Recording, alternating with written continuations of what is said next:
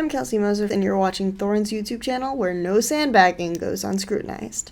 When I think of gamer subs, the delicious energy formula, which is sugar-free, as a result keto-friendly, and lasts ages with nice subtle flavours, not chemically, doesn't have a big crash afterwards, tapers off really nicely, and of course that you can get 10% off using the code Thorin at gamersubs.gg, I think of excellence. It's the best energy formula in my opinion. And of course the LPL is the best region in League of Legends for many years now. And so when I think of the excellence of gamer subs and all the different flavours I enjoy, I start to think of the LPL when I'm describing them, like citrus lemonade, one of my favourite flavours, lovely powerful lemons, it's the LPL, isn't it? Pink grapefruit, one of the newer flavours, really nice grapefruit, RNG, cherry limesicle, it's great, IG, mango meta, juicy delicious grams of energy formula, JDG, JD Gaming, blue raz, every damn game you're going to want it, EDG.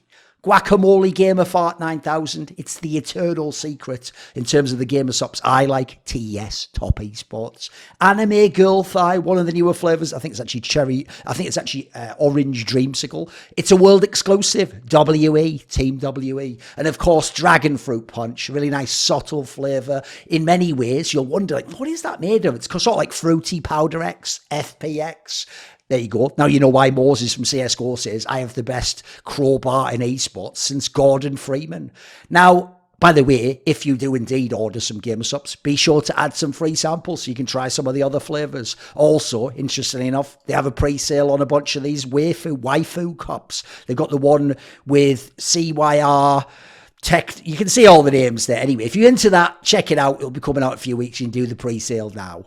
Coaches in League of Legends, and esports in general, but particularly in League of Legends, often seem to get forgotten. There has to be some special reason why the coach is particularly highlighted. Like Korma obviously just won everything, so he's very famous, and he was with Faker. Grabs was on the West's best ever team, and they used to blame him for the draft because he did a lot of wacky draft elements. Reaped is a legendary Korean player who then switched over and took North America to some pretty good placings, etc. But beyond that, there's a lot of regions where the coaches aren't that famous, or people still just focus and tunnel vision on the players. I mean, just put it this way. Did anyone watch the LEC this year? Everyone loved to go right up the arse of loads of the Vitality players and Vitality the org, and then no one would ever even mention the coach. The coach was never even on the chopping block half the time. So when it comes to the LPL as a region is still a sleeper somehow. It's the best region in League of Legends and has, for my money, been for about, we're probably talking 5-6 years at this point in time. Obviously, the world's results and the MSI results show they've had the best team at times. But bizarrely, even though people know loads of the players, like, I wouldn't be surprised if there are people who couldn't name who the coach of Top Esports was, who don't know who the coach of RNG was when they went for the Grand Slam, who have no idea who the current Jingdong JD Gaming coach is, who's going for the Grand Slam this year. I'm sure there's a lot of people who wouldn't know. They might not even know how many famous Korean players have been great coaches in the LPL. So over the years, there have been lots and lots of different coaches. Obviously, we're on season 13 now. If people don't know, the LPL began in season 3. Before that, it was like a tournament called like TG. There's something Grand Prix or whatever before that. And so there's been a lot of different teams and coaches have won, but obviously not every coach deserves to be on this list. Now, that's where it gets tricky. I'm trying to do this video to introduce people to who the most successful coaches are from the region. But obviously, it's possible some of these coaches didn't have such a great rep. Like, for example, I didn't put people like Firefox in, even though they actually had some all right results. Because kind of the rumour or the vibe was, people did think they were kind of, I wouldn't say a clown, that's a bit harsh, but they just thought they were overrated, or they weren't that good, or they just maybe locked some of the results. So in general, I've tried to pick up the people who the results almost demand I at least mention them. And obviously some of them I do know a bit about are truly great and have accomplished incredible things. So on the list, I am going to do 13 names, not in a particular order, but in general, I have started with what I think are the most important. Amazingly, of the 13, this just shows how China's done actually, I wouldn't say it's always a great job importing, but they've imported a lot and sometimes some very good figures. Of the 13 names, only 3 are Chinese. And I say that obviously because I'm not mainland Chinese, am I? So I don't have to say that the ones that are from Taiwan are Chinese, but we won't make that a thing, will we? So there's 3 out of the 13 are from China, 6 of the 13, almost half, are from Korea, 3 of the 13 are from Taiwan, and 1 is from Hong Kong. Again, these aren't the only coaches. These are just the names I thought was worth mentioning on this particular list. So the first name is, of course, going to be Aaron, most famous for his time now in EDG, but originally actually for being one of the architects behind Team WE World Elite when they were the original truly great Chinese team. If people don't know, he was their analyst in like season 2, and then he became their coach in season 3, and then after that he left after season 3 when they fell off and formed EDG, which at the time was mega hated on, was their coach early on while they won championships and became the dominant team, and then since then transitioned to be managing director of EDG and has overseen all since then, including winning worlds and all the rest of the amazing stuff and other titles in the LPL. So the thing with this guy is it all does start out with his time on Team WE, because people will forget when he was the analyst and then the coach was the time period when not only did they become like a team almost at the level of the elite Korean teams, like obviously at Worlds, there's a world where it would have been, they almost were in the semis of season 2 Worlds. But beyond that, after that Worlds, they went on a 33 match winning streak, which was domestic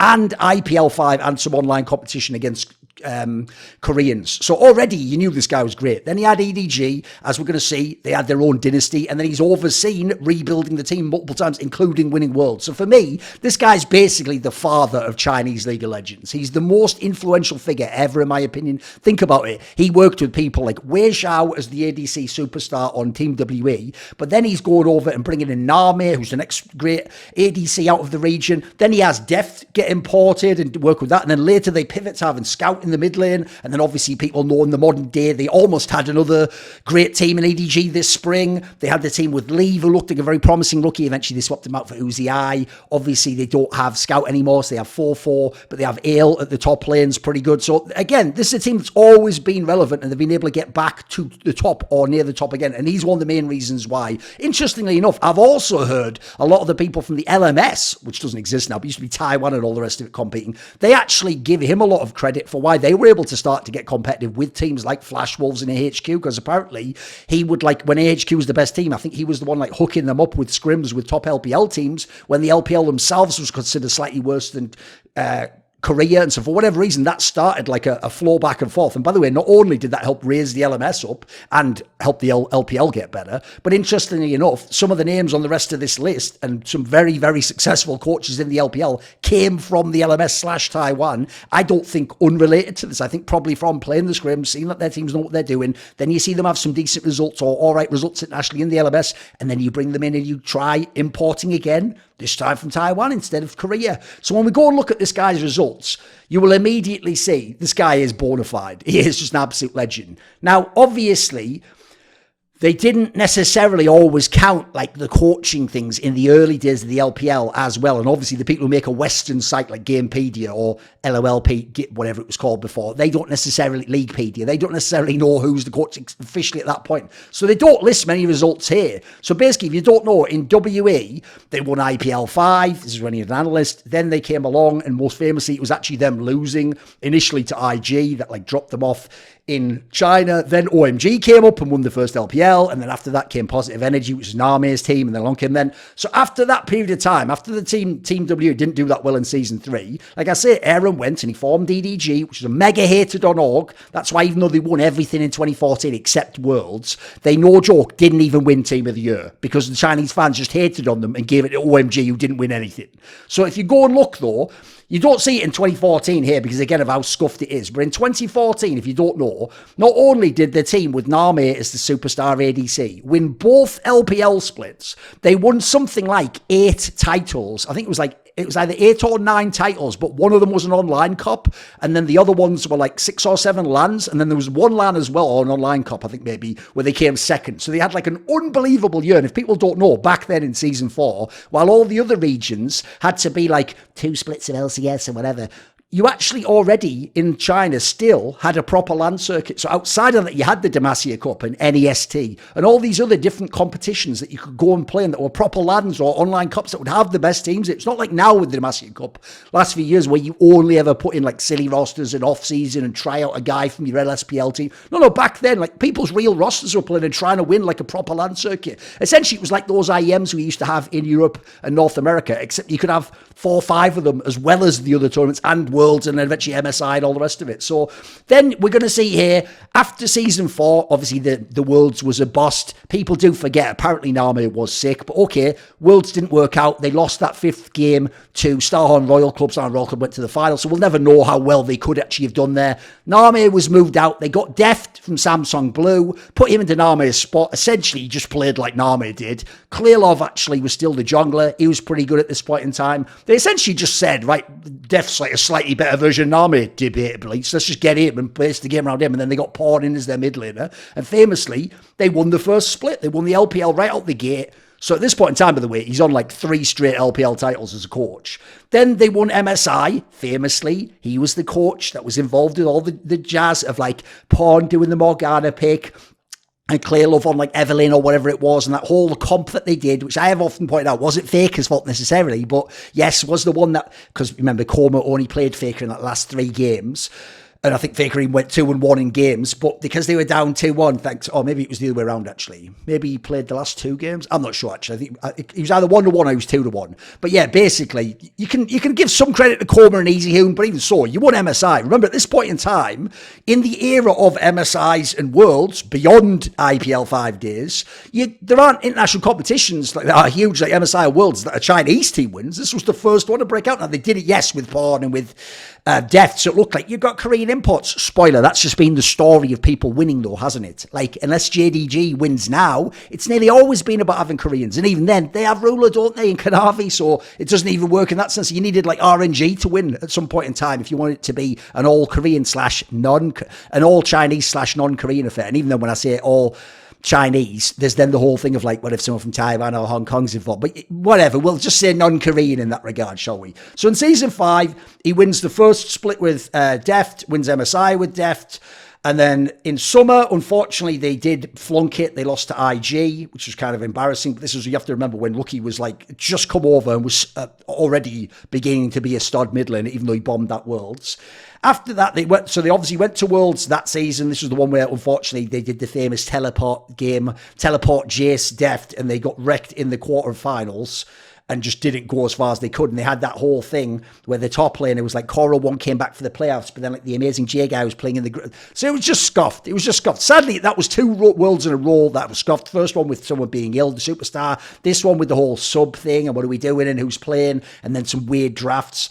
After that, he becomes the managing director of EDG. And if people don't know, EDG since then obviously won in like season 7 with Scout and didn't have a great ADC at that point in time, but he still got iBoy in as like a player with talent. Then later on, obviously they won in 2021, also with Scout, but this time with Viper as a superstar ADC. They went to Worlds. They won Worlds that particular year. So this guy already has overseen so much greatness, from Team WE to the early EDG with Name, to the EDG with Deft, to the EDG with Scout, the EDG with Viper. This guy's just done it all. And like I say, in the modern day, on his watch, they still were almost in position to get a really good team going again with Leave, this rookie ADC. They had they were basically like one of the best teams in the league. If people don't know, they were like a top 2 team in the regular split of the spring. It's just that they didn't get far enough in the playoffs, and then unfortunately it all just went to shit in the summer, partly because of this like rumours surrounding the Leave players, and then Uzi I came back, and then they're all playing like Raise the Puppy with Uzi I and on some Burning Paw Protect 1 shit that they're still on in 2023, even though this guy started doing that in like 2013. But okay, let's keep doing that. So it hasn't been awesome, but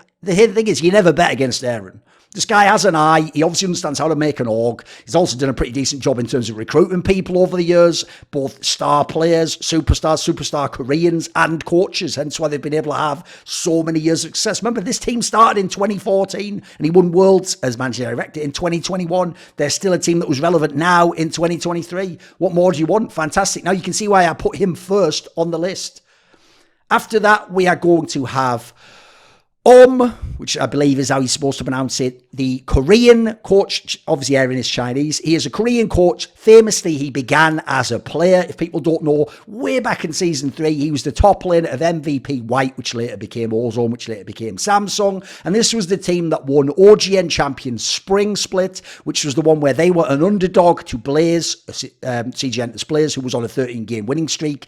But then they famously swept them in the final, and he did all the shenanigans on Zach and then basically Dade Z just came top lane all the time and killed Flame, the best player in the world, the opposing top laner. So he got an OGN title. After that, he got swapped out eventually for Looper, people might remember. Now, I won't say the reasons at this point in history, but I often point this out. I cannot not say anything. Essentially, there are reasons I don't like this guy behind the scenes. They're just things that haven't come out. So we'll see if they ever do one day. Then after that, he became a coach. Now, as a coach, this guy's resume is no joke.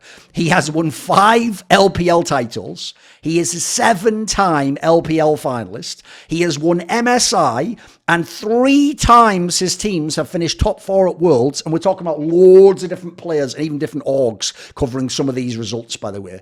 So this is someone where, in terms of results, he's the greatest coach to ever coach in the LPL specifically, and maybe overall. Obviously, there's some other great coaches did some things in the LCK and then also were in the LPL. But I think overall, he's probably the greatest coach ever in the LPL. If you look at the results, hard to argue against. So let's just go and have a look at some of them.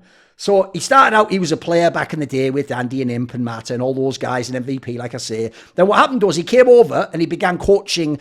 They're called Vici Gaming. You might remember, they're actually more famous for their daughter team. But what made them famous at this point in time is after the Korean Exodus, they got Dandy and Mata, his former teammates from MVP. Over they came, and he's working with them. Now, the problem they had here was they had 2 of the best players, but not at carry positions. So that allowed them to be competent. Like, look how many times in the playoffs they're 56, 56, 56, but they're never getting further than that. And at the regionals, they just can't do it. They can't get there. They can't get past these teams, so there's no Worlds result. So this is fairly humdrum at the moment, but it's also not really that good a team. I mean, they had Easy Hoon at one point in time. Spoiler, Easy Hoon was always overrated. He just had a meta that slapped him in the face in Season 5 early on, didn't he? And a fantastic team around him and an all-time great coach. Then really started to build his rep as a coach by going to WE. Because in WE, he goes to WE, and back then, by the way, this is like an all-right bunch of talents, but no one knows how it's going to work together. So you've got Shie, who's been there a few years, like up and down talent. Mercurial certainly does have carry potential, Chinese mid laner.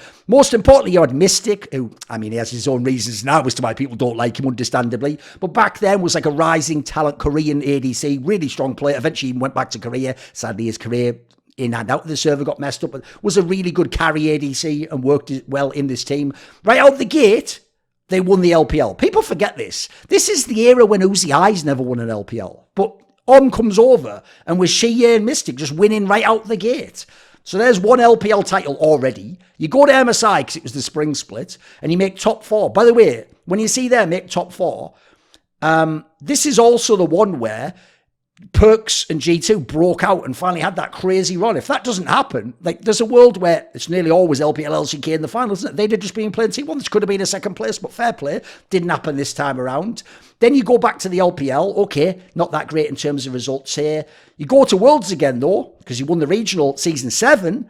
In Season 7, you go to Worlds and you come top 4. People forget this one. This is the one where they beat C9 in like 5 games or whatever it was in the round of 8.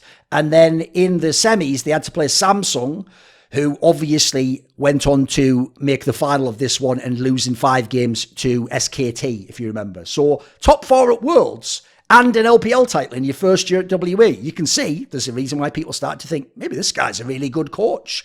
Then you go beyond that. He joined JDG. At the time, it wasn't JD Gaming. Chinese orgs, for some reason, always start out with a long name, then shorten it, and then either like just remove what the name meant and just have an acronym, like we're Team WE, not World Elite. Or then they start fucking with it just for some weird rebranding purpose. So Jingdong Gaming, I believe, is what they were actually called back then. And crucially, that wasn't the team with Knight back then. That was the team with Yagao. That was the story. And in fact, what people won't know is this is the early Jingdong. This is before you've even got Kanavi in the team. So back then, you had Zoom, who now is forgotten, but at one point in time was a fantastic up-and-coming and then eventually one of the best top players in the world. You had Clid, later to play in T1 and obviously more recently in Hanwha Life, someone who used to play with Doinby before this. And then you got Yagao, crucially the player who helps you set this dynasty. You had Lorcan, who was always a solid ADC and did some very good work in the LPL. And then you had Lumao, who actually at the time later would become considered one of the best support players in the whole world. People would may even argue this is why JDG won a title later on, a couple of seasons later, thanks to this guy. So you come in, it's not a bad set of players. So you know what? Right out the gate, he has a 3rd place in the summer split. Okay, he wasn't around in the spring. Regionals, it doesn't work out. You narrowly lose to EDG. Okay. Then next year, Jingdong this time has brought in Flawless. By the way, interestingly enough, another former Doinby jungler from like Rogue Warriors or whatever it was, another Korean jungler. You still have your Gao. This time you have Imp as your ADC. People forget this. By the way, Imp actually, towards the end of his career, this is even a time period he was pretty good. He was actually having sort of a renaissance, even though, apparently he was having all those problems in real life, wasn't he? Lamau's still there. Then you go up, eventually Kanavi starts to come in towards the end of the year. Towards the middle of the year, rather. And so by the time you come to the next split, you're mixing up the roster already. Even Morgan's over there, by the way. If people remember Morgan from the LCK, and they should know him now, obviously. And then at the regionals, unfortunately, summer was crap. The regional, you narrowly lose out to IG. This is season 9 IG, the one that obviously went to semis at Worlds. Demacia Cups, whatever. But we're starting to get the lineup is the key thing here. So then the next year, 2020, sadly the year we all went on the internet, but okay, 2020, he wins the LPL, another LPL title, this time with JDG, totally different team. This is the lineup you might remember. Obviously, people have to remember Loken was in the team back then. This is the one where they won it narrowly, 3-2 over Top Esports with Knight, etc. And they'd just gotten Jackie Love most famously. Mid-season Cup was an online tournament for China and Korea since there was no MSI because we couldn't have lands at the time. So this is the one where they didn't do that well at that. It was kind of, they bombed that one. Back in the summer, this time Top Esports returns the favour and wins the 5th game in an epic back and forth, but you get a 2nd place and you almost won 2 titles. You go to Worlds and sadly, just like Top, they got upset by Suning, the team that just came out of the regional and done fuck all the rest of the year, just had an inspired run. So unfortunately, they had a very underwhelming run at this particular Worlds. It was just one that wasn't really there, was it? But in 2 different teams, you won championships, you're mixing it up. So then, obviously, we have last year where you've still got the same lineup, except now you get Zoom goes over to Top Esports, 369 comes the other way. 369 was like someone with carry potential and could play tanks, but the problem was he would sometimes int. This time around, he starts to become really solid. He basically becomes the player you know now. More of like an amazing tank player, great team fighter, can play the odd carry if he needs to, or if he chooses to in a regular season game. But actually, it's more about, like, let's actually get it going around the rest of the team and let's get the team fighting going. And in this particular era, initially, they had Hope as their ADC, and they had Missing as their support. Obviously, he is still the support now. And they had Kanavi the whole time, obviously, since they won the title. Yagao still there. So in this particular year, this is where they were all right in spring, but they came 4th because they got upset by V5 of Rookie. Then in summer, they won the championship, actually. They managed to, again, upset Knight and Top Esports. There's another 3-2 heartbreak with Yagao and all those guys. You go to Worlds. People might remember at Worlds, they had that awesome team fighting style. They beat up on Rogue, and then the problem is they played T1, and actually that was one of the best T1 performances in a series, especially internationally, in many, many years, and even Faker looked really good there. So they lost in 4 games, but you've made semis at Worlds. Then you have this year's lineup where you managed to trade Yagao and get Knight into the lineup. You get Ruler in from Gen G. So you've arguably upgraded at ADC and mid to the best possible players in the world. You already kept 369, who's really good. You kept Kanavi, who's coming back in a form, and Missing's already there. So you've made the super team that apparently cost whatever, $16 million or whatever people say. And it's been amazing. It could not have gone better this year because you won the spring split. You didn't lose a single series. You won MSI, which this time was where the 2 teams go. So there's 2 Korean teams. You won that without losing a series. You won LPL summer playoffs without losing a series. Crucially, best of 5 series I'm talking about here. And so you haven't lost the best of 5 series all year, and you're on for the Grand Slam. You've won both domestic splits, MSI, and now you are the favourite to win Worlds. And if they do that, not only will they be the greatest team ever, but I wouldn't even hate if someone said Orban's the greatest coach ever. Because even though, yes, he's now got an amazing super team, he was winning championships and going deep in Worlds with dodgy lineups, or one good player here, or one interesting one there, or he's making use of something. This is not like this guy just had crazy players smacked in his face all day long. And also, look how many years he's done it. And he's done it in a bunch of different organisations at this point in time. So, yeah, very impressive stuff. If he ends up doing the Grand Slam, maybe I'll do another video. Maybe I'll do one specifically just on him. Next up, we have Kenju.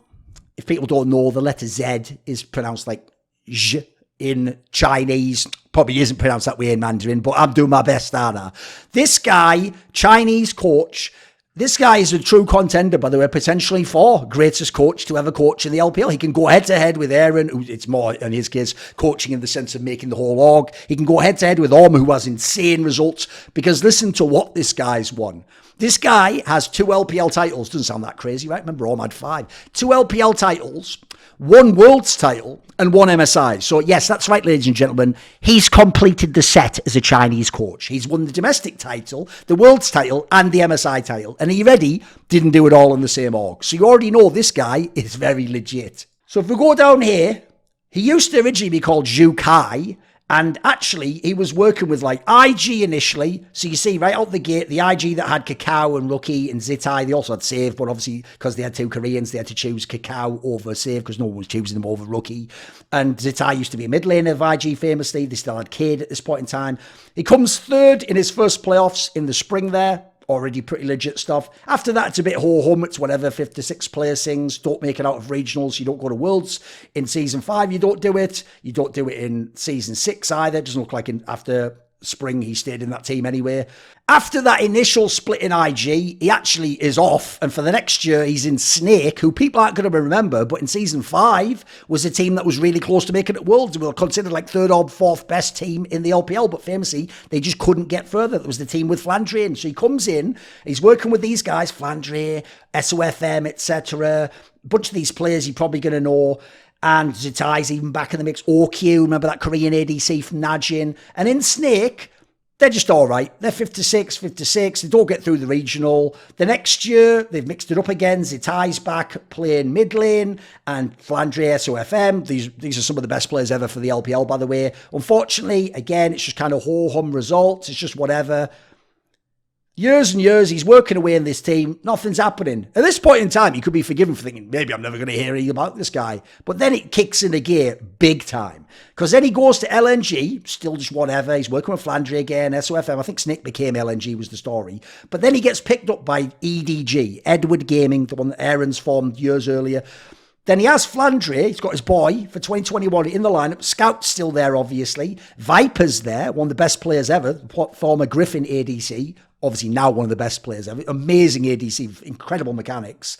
Mako remains the legendary captain support player. And JJ was like an up-and-coming player who over the year got better and better until finally at Worlds he really peaked. So now everyone will know this team, obviously, in the spring, still a solid team, 3rd place. They lose to RNG in 5 games. RNG not only wins spring, they win MSI. Then you go to summer, you win this over FPX, who had been the dominant team in the regular splits, but hadn't won any of the titles.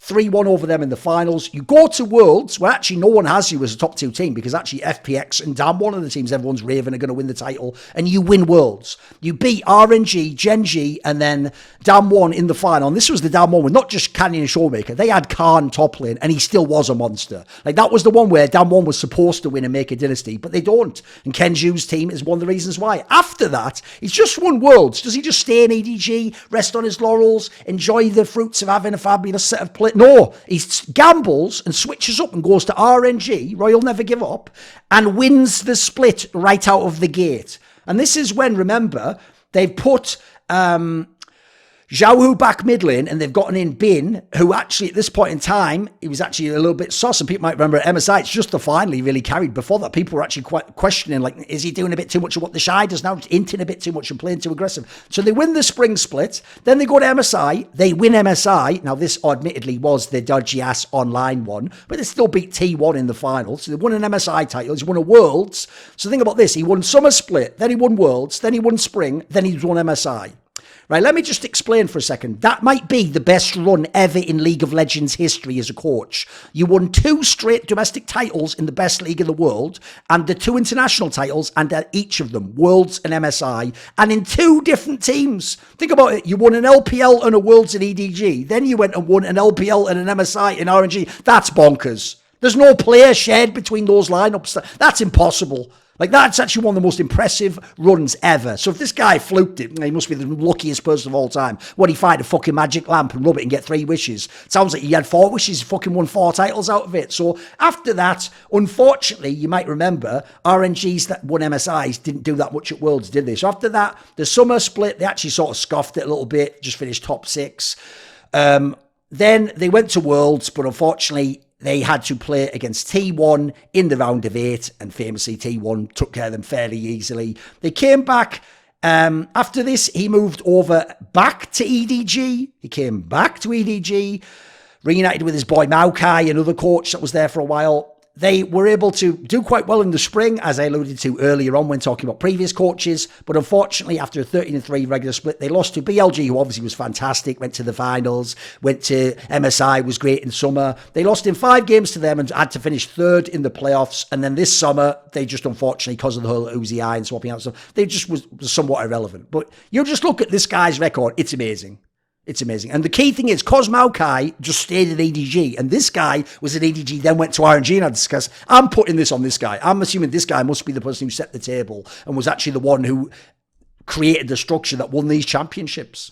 Then we have Tabe, the guy who obviously, he's from Hong Kong, and he used to be a pro player, didn't he? He used to play a long time ago in Invictus Gaming. Then after that in Season 3 in Royal Club. Then he went to the finals with Royal Club. Then he was back in IG, and then eventually he became a coach. By the way, interesting detail for people who don't know, this guy has a very good rep in the West because people love him from interviews and his success. Not only did he do that mad thing where on the actual desk he leaked some strats he'd heard from the teams, but I've heard before the Worlds run in Season 3, he was one of the people with whites who fucked up around a bunch of players in IG, and people were hating on him in the Chinese scene. And also, by the way, everyone I know who's a pro from that era tells me he might be the worst individual player to ever make a Worlds final. They said he was fucking dire, and that Uzi Eye could never have won that Worlds final with him as his support.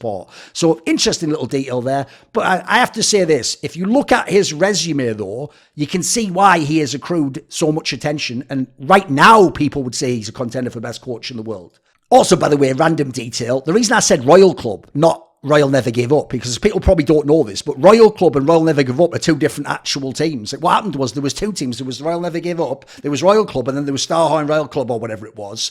Or maybe it's the other way. Maybe there was Team King, and then one got rebranded, and eventually what happened was when one of them got relegated, they just pivoted to sort of looked like RNG. Oh, that's carrying on the legacy because they got Uzi Eye years after the fact. So people just get that confused, but whatever. So if we go and look at it, I'll just read off the resume and then we'll look at it. He has 2 LPL titles. He's a 3-time LPL finalist as a coach. He's a 2-time MSI champion coach, 3-time MSI finalist, which by the way now does mean something because the 3rd one that wasn't a win was this last one where because he sent 2 Korean teams and 2 Chinese, now it does matter to make the finals. Before, making the finals just meant either you didn't play Korea in the semis or you beat Europe or LMS usually, which wasn't that crazy an accomplishment most years. So now it actually means something to be in 3 MSI finals, and he has twice made it to the world's top 8. So if we go down here, after his playing career, he goes to, he starts coaching in Hong Kong Attitude, which was a team in the LMS.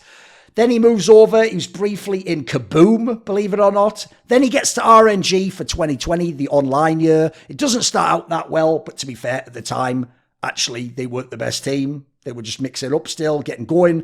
2021, they win the spring split. Obviously, people remember this is the one where Zhao Hu was top lane, playing that amazing Lucian, which was even at the time a mid lane champion. Then they won MSI. This is the one where they won over Damwon in, shocking fashion, to say the least. I think most people thought Damwon should be the better team. They went back and they didn't do that well in the summer, but they won the regional. So they got to go to Worlds. But the reason why he isn't listed for this Worlds is because it was the one held in Iceland. And so he had some sort of visa issues. I don't know if it's from his cause he's from Hong Kong. I have no idea. But he had visa issues. So he couldn't attend, but he just coached online. That was the one where they finished top 8 and lost to EDG in 5 games, if people remember. And this was the lineup where they were working with Cryin, who I did think had some issues at this point in time. It was a team mainly around Zhao Hu and then a bit of Gala, and obviously Ming's always been a stud. It's just one of the all-time great support players, especially mechanically, from the LPL. After this, though, there's more championships because in RNG, last year in spring, they were able to win the championship and beat top esports of Night, etc. Go to MSI again, win MSI again. Admittedly, it was the online one where they beat T1 in the finals. After that, they were just kind of whatever in the playoffs. They actually did get to Worlds, but this time they had top 8 again. This time they lost to T1. Funnily enough, both times they lost to a finalist. This time, the second place team, the other one, the one that won the tournament, obviously. So who really knows if they could have gone further? They come back, and for this year, he's on BLG. Now, BLG, obviously, became a relevant team in terms of championships this year, and he had them right out the gate in the mix. They were a team that was second place in spring. They went to MSI. They were second. That's no mean feat. They beat T1 and Gen G in best of 5 series. Come back for the summer. They were the number 1 team in the summer, despite the fact JDG's having potentially the best year ever in history now and only lost 1 series. Problem is, in the playoffs, they got defeated by LNG of Scout and Tarzan, etc. and unfortunately got upset without making the final. So they weren't able to do like the silver slam, as it were, and make the second of the spring, second MSI, second of summer, and then second of Worlds, which would be kind of cool if JDG ended up winning it all, wouldn't it? But all I'll say is, yeah, you just look at Tabe's resume. I mean, this is pretty impressive, I have to say, especially how quickly he's getting it going, the success in general. Now, sure, you can argue, like some of the RNG results, well, he was with Kenju then, wasn't he? Yes, that's true. For that particular time period, I have Kenju as well, so who really knows who's doing the most overall there? And obviously, then later on, I mean, he's always with someone else. He's the Poppy guy, who I'm going to mention later on. So, even so, you just look, when one person has a through thread, though, odds are they're doing something meaningful, aren't they? And I would just say as well, BLG doesn't have the pieces JDG has. So I'm actually so impressed by the results they've been able to get in spite of that. I think some of their players are slightly more flawed. You might not recognise him, but this is actually Hart.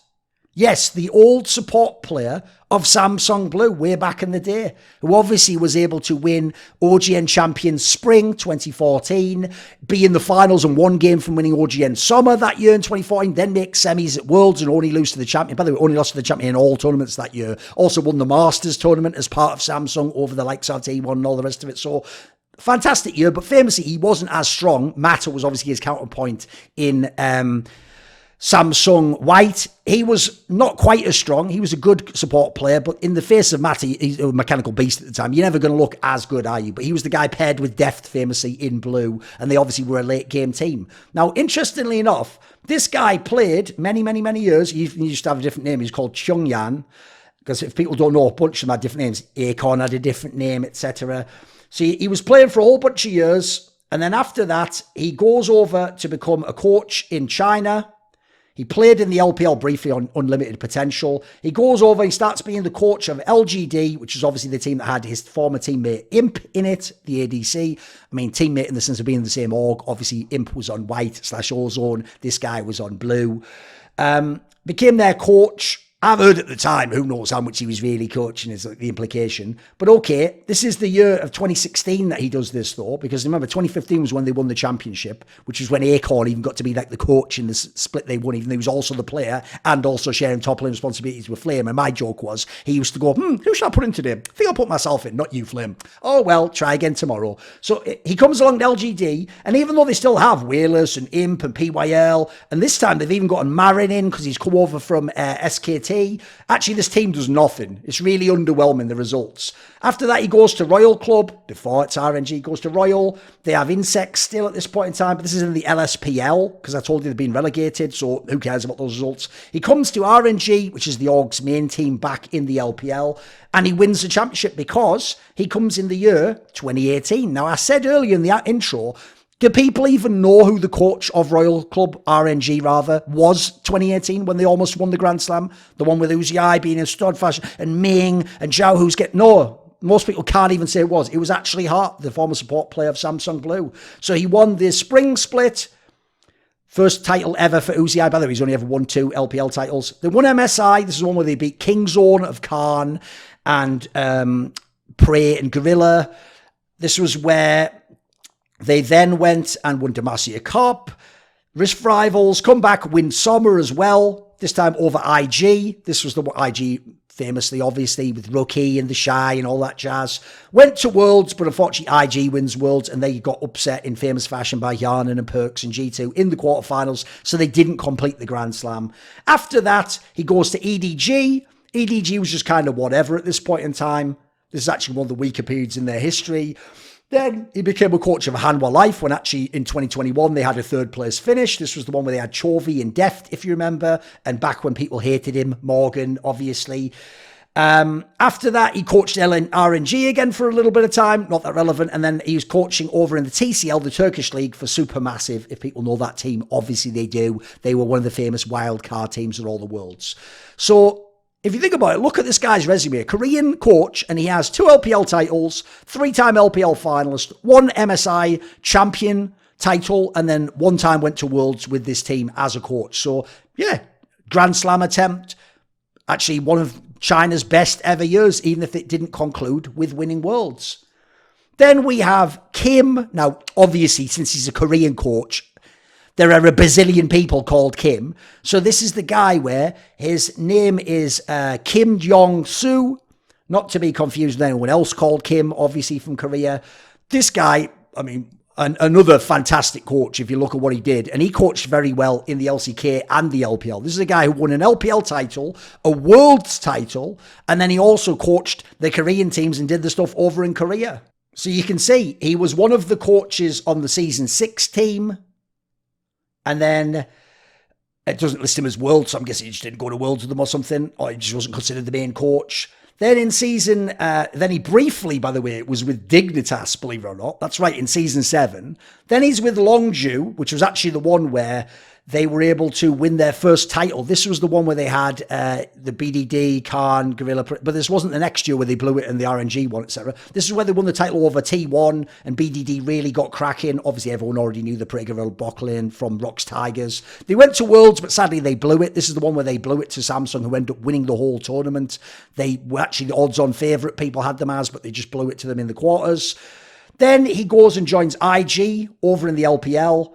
IG had already had Maffa as their coach before this. He comes in, he finishes second in the summer playoffs because this is the year of RNG doing the Grand Slam, 3-2 match. This is the one where you have both the Shy and Duke as your top lane, so you can go with them all like Tank, Bruiser top lane, or you can have the Shy and let him do his carries.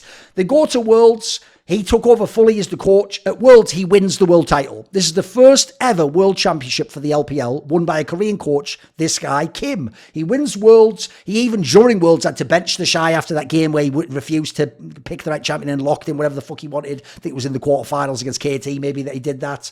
Obviously, beating KT was a big deal as well. They were the team people thought might win because it was the Korean super team.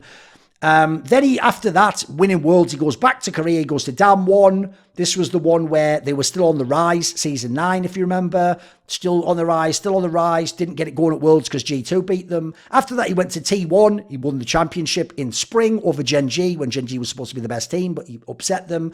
Then what happened was the team sort of fell apart, and famously, he left in some sort of dodgy-ass circumstance where he even sort of like low-key dissed the org or said something weird like he didn't even want to be in T1 at one point in time, or that they begged him to stay for another split or something silly. Anyway, they didn't manage to beat Gen G, so as a result, they didn't go to Worlds that particular year. Is that accurate, actually? Did they not go in 2020? Oh, no, I think he maybe just left after this, or he just didn't go with them. No, that's right. Actually, I'm thinking 2021 where they went to semis. Then he was in BLG, but this is like a way different version of BLG. This is one that had Zika, who later won Worlds in DRX.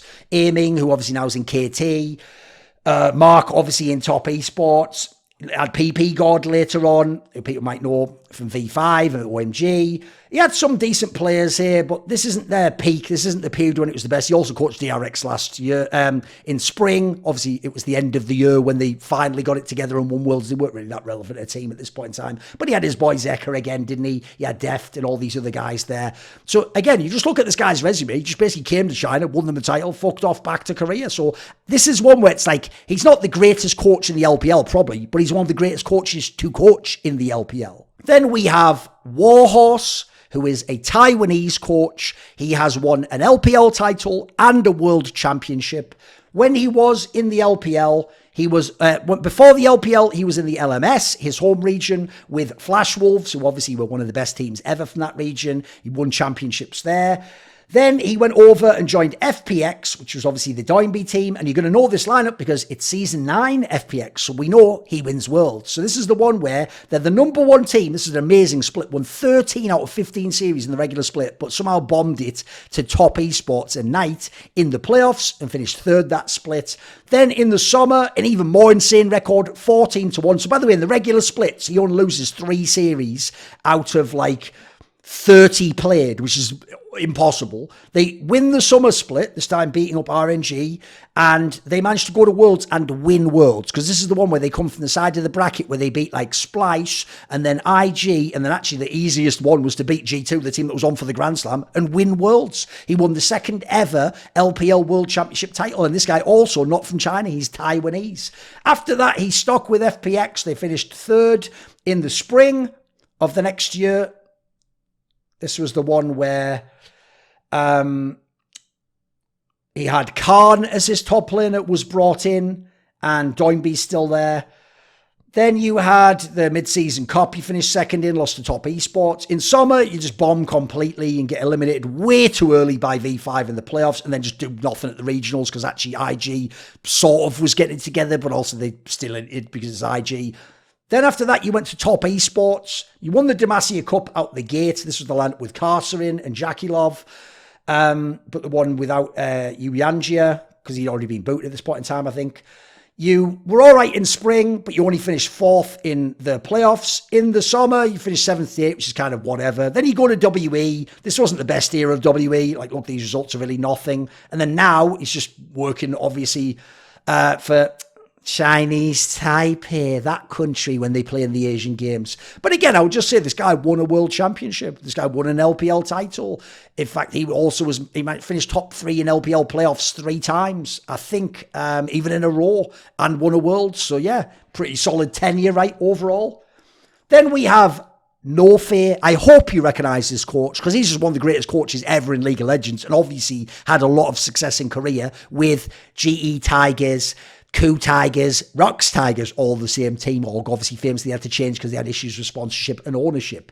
So he's someone also who used to be a player. He's obviously Korean. He used to be a jungler for Najin White Shield in the years when they were somewhat irrelevant, and also, interestingly enough, MVP Blue. If you go way back in time, before any of the other players who even know on MVP are there, there is no Easy Hoon, there is no Deft, etc. at this point in time. Then he goes to become a coach, and he gets this Tiger squad with former teammate Gorilla, etc. And in this team, people might remember, they were one of the greatest teams ever, but famously they would sort of chalk away the finals and or 2T1. So this is the one where they were the best team in the regular split, and then they came second. Then they somehow blew it to KT and only finished third. Went to Worlds, finished second. Okay, great. Dominant split, lost to SKT. Dominant split, KT beats SKT, so they beat KT and win the title finally. Then he goes to Worlds, narrowly lost in that nightmare Nidalee game to SKT. Otherwise, I think they would have won Worlds, and who knows what happens to the org at that point in time. Maybe they get the sponsorship. Who can know? So anyway, the org doesn't have money. They have to split up. There's a diaspora, goes out around the world, and he goes off to EDG in the LPL. In the LPL, this is when EDG is getting their footing back. This is the post-Deft era. Now he's working scouts in the lineup. He's working with, you probably don't even know the player, Zet for ADC. He's working with all these different players coming in and out. By the summer, in the spring, he comes third. In the summer, with Scout as a star, they win the split. They go to Worlds, but sadly, this is the one that they bomb and came like 2-4 in their group in terms of record. And I think that was just a very underwhelming one, if you remember. Then you go to, I think it was Cloud9 that got out over them. Then he had a second place finish in the Season 8 spring playoffs, where they lost to RNG, who was on the Grand Slam year. In summer, despite being the second best in the group stage, but this is when they had the 2 groups, the West and the East Conference, only finishes 5th in the playoffs because they get upset by JDG. Kind of underwhelming all in all there, but they win the regional, go to Worlds, and this is the one where Season 8, so if you remember, this was the one where, like, basically, Caps was inting a bit, but Reckless just carried the series against them, and obviously Fnatic went to the final of that one. After that, he went back to Korea. He was coaching in Afrika Freaks, which was all right. They had aiming, etc. Then he was in Hanwha Life, when they were kind of whatever. Then he went back to the LPL more recently. Last year for V5, they actually had the best team in the spring. This was the one where they had Rich, the goat of hearts, in the top lane, but Rookie was still mega. Carson was the support jungler, and you had PP God as your support. So not a bad lineup of players, but it's obviously heavily going to rely upon Rookie.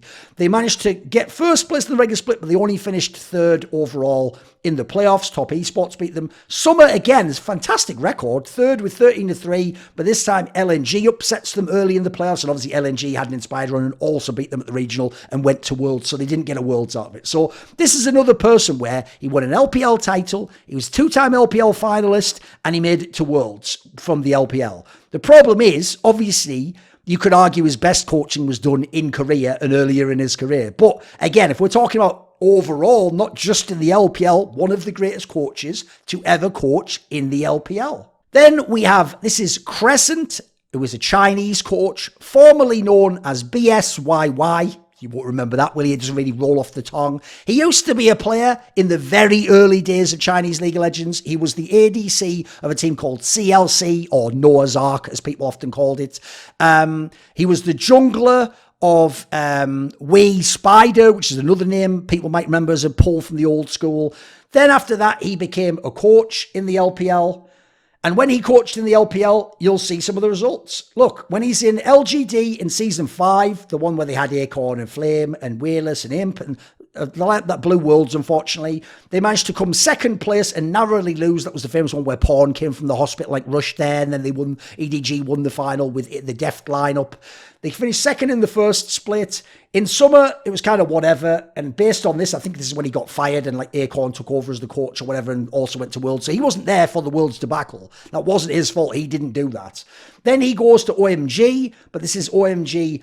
They still got cool, but this is when they're transitioning away from the other players. There's no good going. There's no Loveling, etc. So it was a tough, difficult period. Then he was in the LSPL, the league below, sort of, on Dan Gaming, if people remember this team, where he was working with Goong, the former Najin mid laner, if people remember him. Then he goes to FPX briefly, but then he comes to Top Esports, and this obviously later becomes TES. This is where you now know this guy from, because he comes in, he's got Knight, but this is when he had Loken, who later went to over the other side. They have 369, but aside from that, they don't have the other players you know from Top Esports and all the finals runs. So he comes in, they may finish 4th in the spring split. Summer, they finish 3rd, lose to BLG. Regionals, they narrowly lose out to IG. So not a bad year on top there. Getting it going. 2020 obviously is when they get the big results because they almost win in spring. They win the mid-season cup online. They do win the summer split. They get to go to Worlds and come to the semis, but they don't perform that well. And it was kind of a bit underwhelming. They should have been in the final at least there. They win Demacia Cup, which is a whatever. Then, obviously, last year he still had Knight, but now he had Zoom. And then Wayward had to be swapped in because Zoom didn't work out. They finished 2nd in spring, and then they finished 2nd in summer as well. Then at Worlds, they bombed it. This was the one where, embarrassingly, they obviously lost to, like, the PCS team or whatever it was.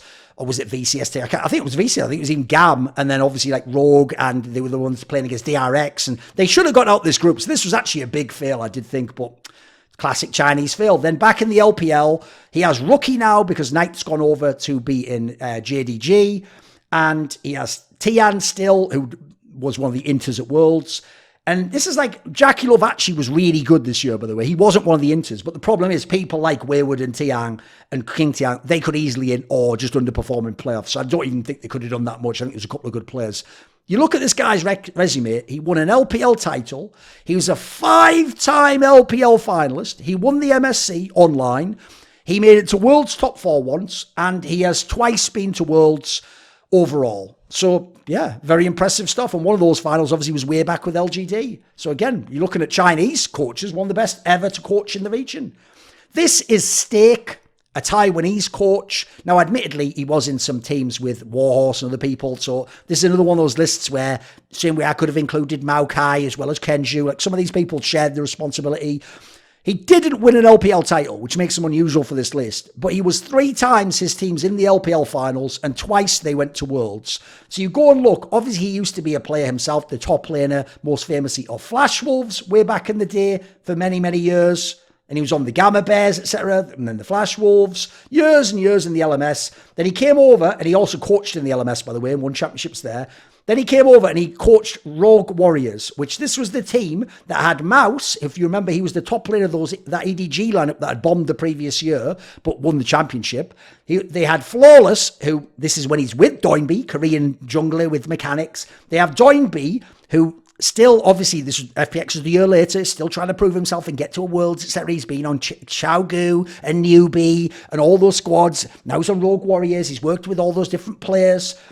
SMLZ was actually supposed to be the next Uzi. He's supposed to be a stud ADC. And so, yeah, not a bad lineup of players. He manages to come 3rd in the spring split. And then in the summer split, he comes 4th. So, yeah, not bad overall. Unfortunately, 2nd place in the regional, so you don't get to go to Worlds because EDG beat you out of this particular one. After that, he has a spring split. That is terrible in Rogue Warriors, but admittedly, go and look, they've lost all the players. There's no one good there. So he goes and he changes over to RNG for summer of Season 9. Now, over in RNG, he manages to come 2nd. They lose to FPX, so obviously the FPX won Summer, and then Worlds, and goes to Worlds. Now, admittedly, at Worlds, this is the one where Fnatic and T1 were in their group, and Fnatic managed to beat them, and Fnatic gets out. So not getting the top 8 of Worlds is a bit of a bummer, but okay. Back in the LPL, he coaches LNG, but this is a very messy lineup with, like, look, on paper, the players are good, but this just never worked out, as you can see by the 5-11 scoreline. After that, he gets into FPX, Doinby's team. I wonder if Doinby requested him.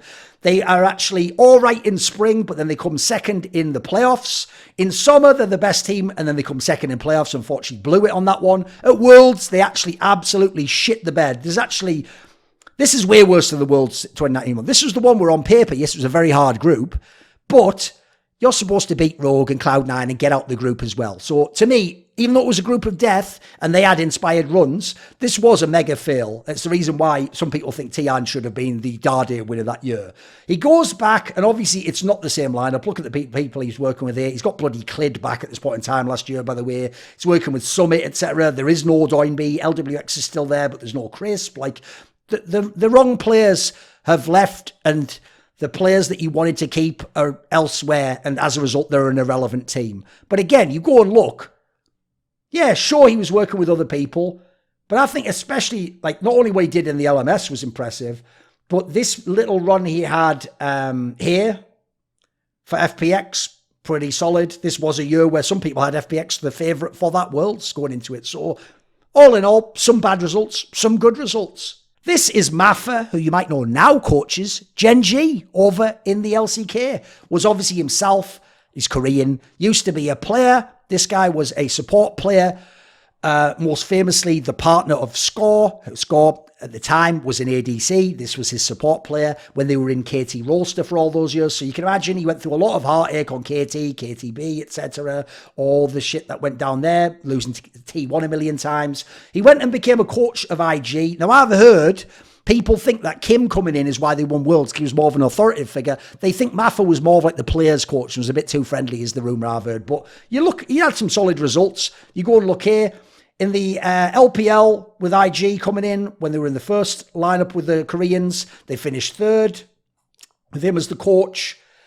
They go to Worlds, but sadly this is the one that they bombed. They were in the group with Fnatic and Cloud9 and AHQ or whatever it was. This is the one they were really underwhelming. They come back. This was when they're still working in the lineup. They're getting Z-Tai in. They're figuring out what they're doing. Cacau's leaving the lineup. Stays on IG this whole time. Not a bad a bad run in the spring of Season 7. Season 7 summer, they're 3rd place. The regional, they narrowly miss out on going to Worlds, so unfortunately doesn't get there. Season 8 comes along, 4th place in the playoffs. A bit underwhelming, actually, but Season 8, so you know it's going to end in IG. Then you go, and obviously for summer, he isn't actually listed. But then he comes back after Coach Kim leaves, I assume, after Worlds, and coaches for Demacia Cup, which they win, and then back in the LPL. And even though they were the 2nd best team in spring of, he wasn't there, you notice, for the playoffs, he's not listed, and then for summer they're bad. So I'm assuming on this one he's getting like removed, or he's just not coaching for the playoffs. Kind of a weird one there, but whatever. Then he goes and they go to Worlds for Season 9 because they win the regional and beat out Knight, etc. And this was the one where the Shy almost won them the semis over FPX, which I actually think means that G2 would have beaten IG and would have, even though people always say IG always played well again, I don't think IG had the wherewithal to win that final. But they could have been in another Worlds final. And yeah, solid run all in all. He comes back to Korea because he gets the gig in Gen.G, and he's back with his old mate Score in Gen.G. And what do you know? They finished 2nd in the first split. So they've had 4 straight finals, and then they won 3 finals in a row, and they were in a World's top 4, lost to the RX, and then they're obviously at MSI and lost to BLG in the lower bracket, sadly, and didn't go further. So again, this is a guy where, admittedly, he looks like he's more like assistant coach, or maybe he's a strategic coach. He's not the head coach material, but he's got a pretty solid resume, even though sometimes he's getting taken out of the limelight. He wasn't there for the World's win, apparently, or he's not listed here at least. But complementary coach. If we're talking about all types of coach, like I included Aaron for someone's managing directing, seems like, again, if you add in the Korean shit, one of the greatest coaches to coach in the region. Only 2 to go. This is Fly, a Korean coach, not to be confused with the mid laner Fly, who played for many, many years. This guy was obviously a coach, as I say. If you go way back, he actually coached in the LCS, the NALCS. He was coaching that tip team with Rush when they were his MVP and they were a solid enough team. Maybe even could have won a split, it looked like at times. Then he came to the LPL. He was coaching RNG. They won a LAN right out the gate. LPL Spring, they actually win the championship. This was the lineup without Uzi. He won a title in a royal team without Uzi. Because this was the one where for a bunch of the split, they actually had Name playing with Mata in the bot lane, and they were winning a bunch, and in the playoffs, they lost game 4 or game 3 of a series, and then they brought in Whoosh. They won the title this spring, and they went to MSI, and Whoosh famously did that clip that Monty mocked him for in the Dragon at MSI. At MSI, they finished top 4. This is actually a brutal top 4 finish. I always say this, because this is the MSI where Flash Wolves was beating T1, SKT, and even CLG beat them. So because T1 came 4th in the group stage, and RNG finished 1st, they had to play T1 in the semis, so they lost, got smashed, and then T1 won the final as well. So actually, I think personally, this team was the second best team at this. This was a better team than CLG, in my opinion. It's just the bracket meant they couldn't make it to the final. So already some solid work from Fly here. Goes back home, LPL, second place this time, loses to EDG. This is obviously when they had Deft. So he's won a title. He's done a pretty decent result at Worlds. At least he even won a game in the semis there. And then he's come second place. They go to Worlds. Sadly, this is one of the ones where RNG couldn't go any further because they had to play SKT in the round of 8. I actually think that's a nightmare matchup. If they could have had someone on the other side of the bracket, there's a real world this team could be in the semis, maybe even the finals with an inspired Uzi run, because this was the one where they had Uzi back in the team. He came back in for summer after he saw them win the championship. They had Mata still. Zhao, who's developing into a really strong mid. MLXG was actually a solid player, even though, yes, we all know how crazy his activity level was. And they had Lupu, where he wasn't even bad, because when he had Mata just told him when to TP. He actually worked. This is a solid enough team. Actually, an underrated result, probably. It could have been better. So after that, he came to NLCS again and coached that P1 team, if you remember, in the pre-franchising period where it had a bunch of those players. Remember, they had Meteos in there. Ryu was winning the MVP from this... Arrow was in the MVP. They had Ryu as mid laner at this point in time. They had a bunch of players, you'll know. And so if you remember, they were 3rd in the spring. Then after that, it's whatever. He goes to Korea, coaches Jin Air. They're kind of whatever. Coaches T1 at one point in time. People probably forget that. He was one of the coaches along with Zephyr in the admittedly slightly scuffed period because, look, they're winning spring, they're winning summer. But yes, where is MSI? Where is Worlds? Exactly. Then he coached IG more recently. 2020, they finished 4th despite being the best team in the regular split in spring. After that, mid-season Cop Online, they bomb it. They're pretty good in summer again, but they only finished 6th in the playoffs, and then they bomb completely the regional. LGD beats them. LGD ends up going with the Shiye lineup, I think, off the top of my head, if you remember. Even though he did have the Shy. It's just the problem was this lineup had seen better days, and the Shy started criminally inting a bunch of the time, didn't he? So, again, you go look at this guy's resume. He won an LPL title. He was in 2 LPL finals, top 4 at an MSI, and had a Worlds appearance. So pretty legit stuff. The last guy, and it's debatable if I even should have included him, but I'm just going by resumes mainly here, is going to be, I don't think you'll recognize him, it's Poppy. He is a Taiwanese coach, and he used to be a player. He used to be the top laner of a team in the LMS. He was playing here on Extreme Gamers. Then he became one of the coaches at RNG in 2021 when Tabe was there. And if you see, him and Tabe are like a team a bunch. Then more recently, him and Yu. Yu was the mid laner of Snake, if people remember back in the day. And also the lineup of, I think off the top of my head, wasn't he the lineup? I think he was also the mid laner of the Name EDG that won the titles in 2014. So if you go look at this guy's resume, in 2021 on RNG, they win the spring playoffs. Then they have a not so good summer, but they win the regionals. So they go to Worlds. That's the one where they lose to EDG, who obviously wins Worlds. And also he won MSI along the way. That was the one with Zhao, who played top lane this whole year. Then he swapped to LNG. Interesting detail, right? LNG starting to get it going with these players. They don't yet have Scout, but they have Doinby. This is the last year Doinby played in the LPL. Off the top of my head, they had Ale already, but he hadn't fully developed. Tarzan was already... Oh, no, Ale had shown some potential. Tarzan, obviously, was the main player you want to see here, who potentially is a stud. Lumau's still there. Light's always been a solid... This first lineup actually could have done a lot more. Unfortunately, though, just managed to... If you notice, there's not even like a playoff run for him here, so I'm guessing maybe he didn't coach the playoffs. In summer, they're just 4th place in the playoffs. They bombed the regional because they lost 3-2, don't go to Worlds. This year, LNG, obviously, this is one of the reasons I've included him, has been one of the teams that's improved as the year's gone on. You look, in the spring, they were the 3rd team, but the problem is they got upset by OMG. OMG, by the way, really could have been at Worlds. They could have been at Worlds here instead of Weibo, and they have a really entertaining playing style that is definitely dangerous. They're a really good dark horse team. So this isn't as bad as it looks, even though it's very impressive from OMG. Then for summer, again, you win a lot of games, you're the 3rd team. This time, you managed to beat BLG, who's considered by some the 2nd best team in the world, or maybe even the best, because they've done an amazing summer split. And you basically, only JDG beats you in the playoffs. And actually, you came quite close to beating JDG with this approach of Zika playing through top lane, doing all that crazy shit. And obviously, Scout was the back-to-back MVP of the league. Then, because you win the regional, you're going to be at Worlds. We don't know yet what he will do at Worlds. So he's won 1 LPL title. He has been in 2 LPL finals. And this is going to be his 2nd Worlds appearance with an LPL team, because obviously he was with RNG before. Now he's with the LNG. And by the way, this team is either a contender or a dark horse to win Worlds, depending on where you put them and how much recency bias. Like, there's a real world where either they could beat JDG, or if someone else beats JDG, this team may well win Worlds and win him a World Championship.